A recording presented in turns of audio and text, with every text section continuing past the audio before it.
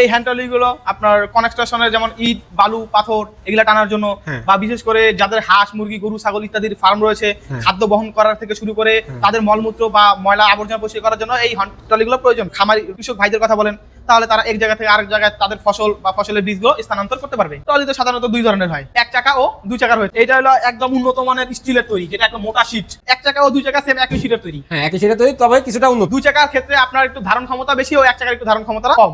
150 থেকে 200 KG wait বহন করতে পারবো। 150 থেকে 200 কেজি ওয়েট ক্ষমতা রাখে। আর দুই চাকায় আমরা 200 থেকে 250 কেজি ওয়েট বহন করতে পারবো। বাহ, সেক্ষেত্রে অনেক বেশি ওয়েটের ধারণ ক্ষমতা রাখতে পারে। তো যদি কোনো খামারি ভাই এই জিনিসটি ক্রয় করতে চায়, তারা কিভাবে ক্রয় করবে?